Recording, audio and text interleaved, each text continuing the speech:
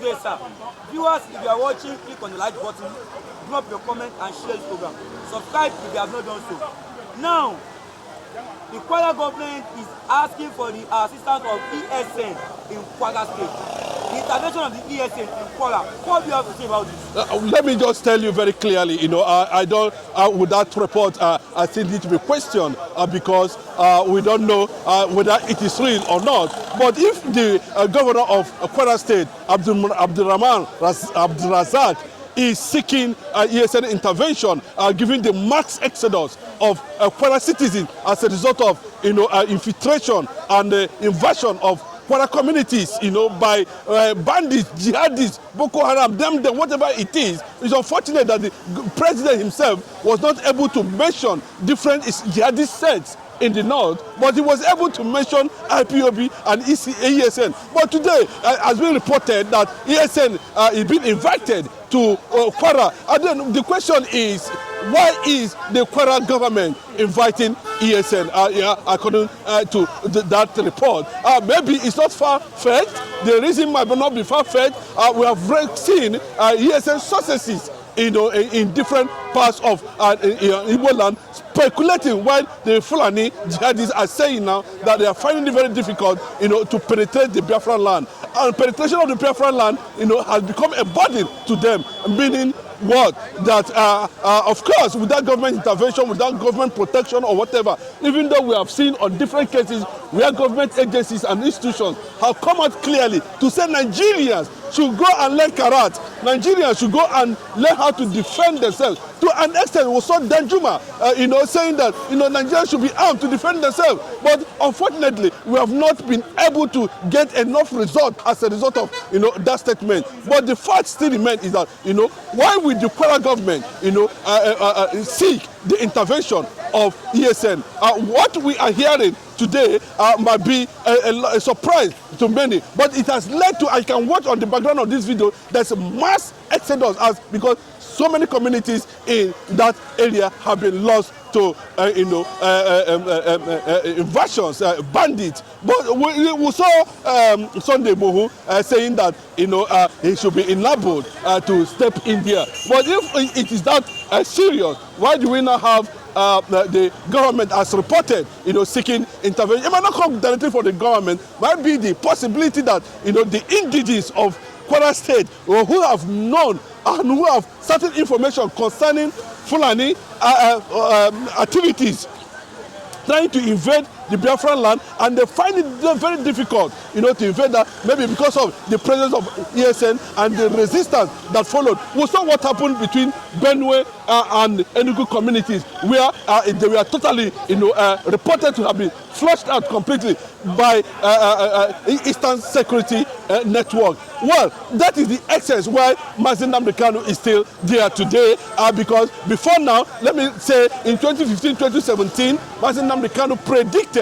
and begin to warm up for this resistance that has virtually paid off.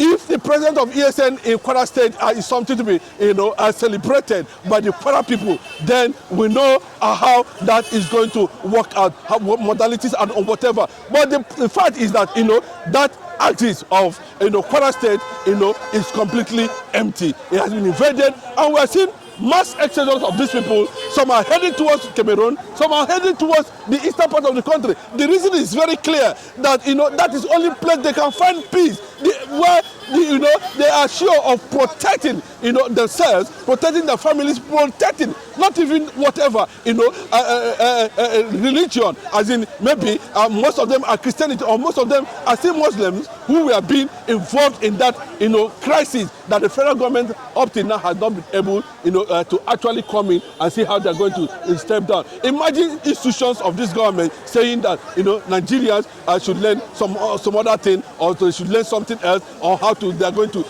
defend themselves. But now that how is it going to work? What is the importance of ESN stepping into that axis to protect Kwara citizens? Well, will it be an embarrassment to the Gambari government of Kwara State saying that, because we know that to an extent, they have the people who claim that they have actually the custodians or the indigenous people of Kwara might have, lost their territories to conquest, to jihadist tendencies in that state. Surprisingly, as it may be, ESN now in Kwara State. How would you justify that? Then what is the reason for that invitation? Could it be seen that actually ESN, has recorded some certain victory against these people, considering the fact that, within the Biafran ISIS, sharing the Idoma, Benue ISIS, and of course Enugu, that they are present, irrespective that the state governors themselves are kicking against it, but they were able to accept that responsibility, according to Mazin Namdekan, of which purpose they were created, to question and stop this invasion that is currently taking place. A lot of people did not see what is happening in Kwara coming, but it has come, unfortunately, and they are saying at this point in time that they intend to continue their invasion in whatever way they deem fit. They will not be able to record the presence of military in terms of trying to defend the citizens of Kwara. Maybe some powerful people of Kwara, is demanding the presence of ESN in Kwara State. And when that is done, they believe it will restore peace. But the fact is that now we have seen thousands of citizens, some are moving to Cameroon, some are also moving to Biafra land. They said that is only where they can find peace. You can see the mass exodus, women, children, men, old men, and women.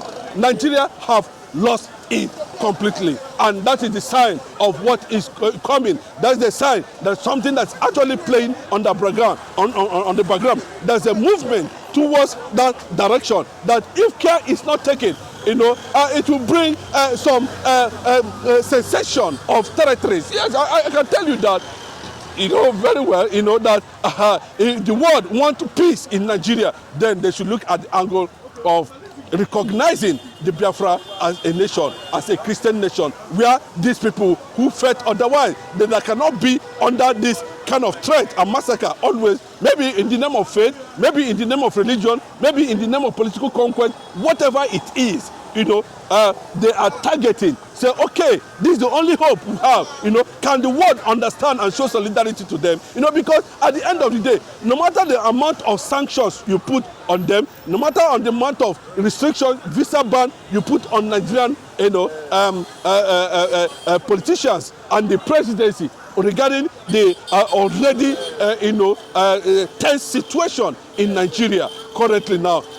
This is where it's happening. Then where will they go for security at the end of the day?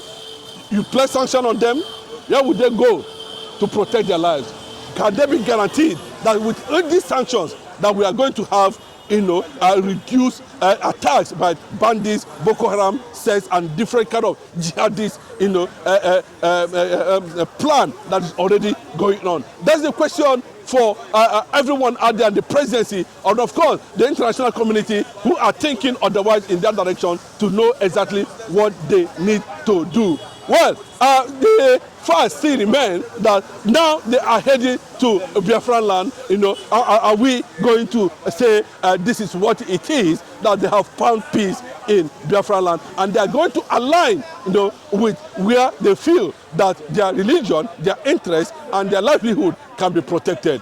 That's the question, and that's one of the reasons why today, even though there's a systematic gang up against, the proclamation and the reawakening of a one man that is being kept in DSS custody today, facing uncountless, court judgment without trial.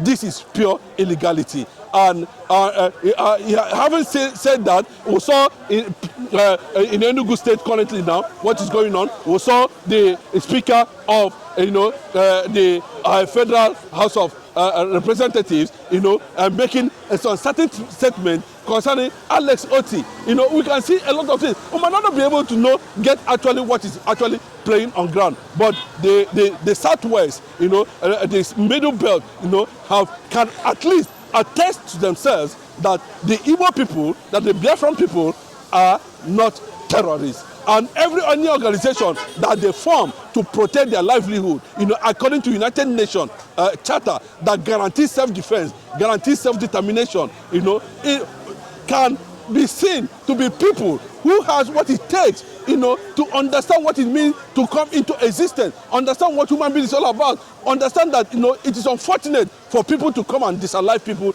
take lives, unnecessarily. And that is why they are moving towards Biafra land. And if care is not taken, and that is what is going to be a land of peace, that's what is going to be a kingdom that has been projected, for the reality on ground. Can Nigerian government understand this thing very clearly? If they can be inviting ESN, that means ESN has actually done a lot of work in that regard. But another factor we are looking at this point in time, who is going to stop the North from this, what is going on today? Can Bola Ahmed Tinubu understand that, it just requires him to be very decisive, and that decision is purely going to be based on what the federal government want to achieve. Do the federal government want this thing to continue? If they don't want this thing to continue, return Nigeria to Aburi. As simple as that. Return Nigeria to federalism. Return Nigeria where regions can be self-governed,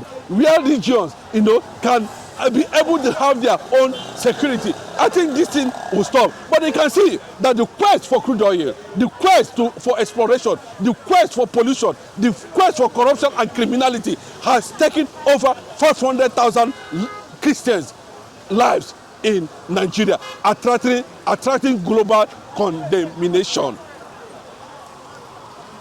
That's what it is this morning. But I can show you in honest truth that the direction we are going now will see us to the next move of what is going to happen. A lot of them from Kwara, unbelievable, is asking and are seeking attention and coverage by Biafran, ESN, and of course Biafrans to actually give them a space. And if Nigeria disintegrates today, Biafra is going to be that kingdom that will always be there for humanity, both within and outside Nigeria. Thank you. If you are still watching, click on the like button, drop your comment, and also share this program.